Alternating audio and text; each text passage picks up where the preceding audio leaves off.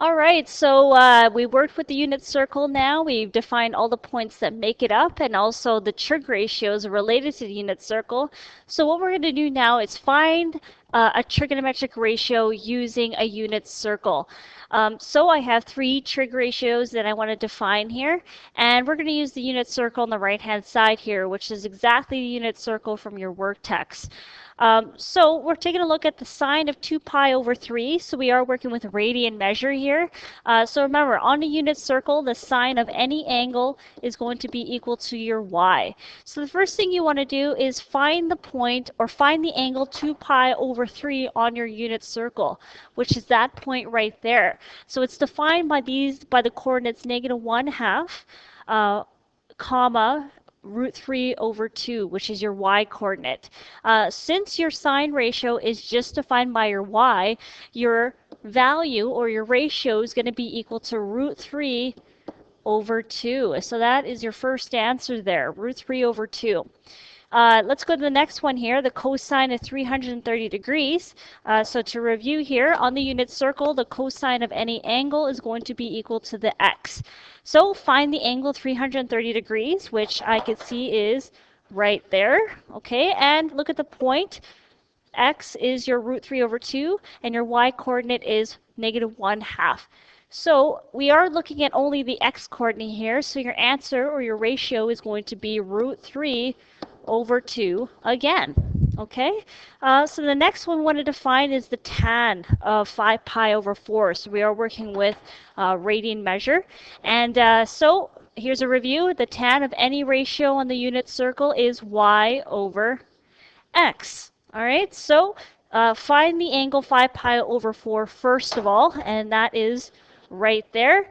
And that's defined by the point negative 1 over root 2 comma 1, negative 1 over root 2. So those two coordinates are the same thing.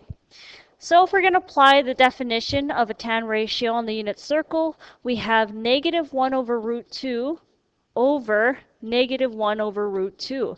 So we're dividing two values or two ratios that are exactly the same thing. So if you're dividing two numbers by the same if you're dividing two numbers that are the same, you're just going to get 1. So there is your third ratio. All right, so let's take a look at three more examples here. It has to do with the reciprocal. So we have the secant 7 pi over 6. So remember, the secant of any angle on the unit circle is going to reciprocal of your cosine, which is 1 over x. So find that angle 7 pi over 6, and I can see it is right there. And our x value is negative root 3 over 2. So this is 1 over negative root 3 over 2. Okay, and we want to take the reciprocal of that, so negative 2 over root 3 is going to be my final answer there. So let's do the second last one here, the cosecant of 150 degrees. So cosecant is the reciprocal of your sine, which is 1 over y.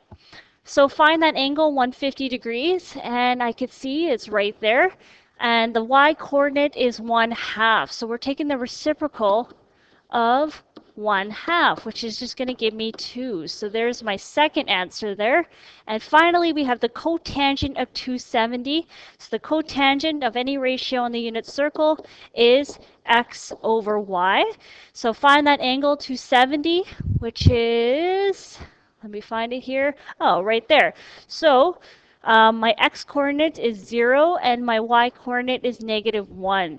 So we have 0 over negative 1, but 0 divided by anything gives you 0. All right, so that concludes my lesson on how to find a trig ratio using the unit circle.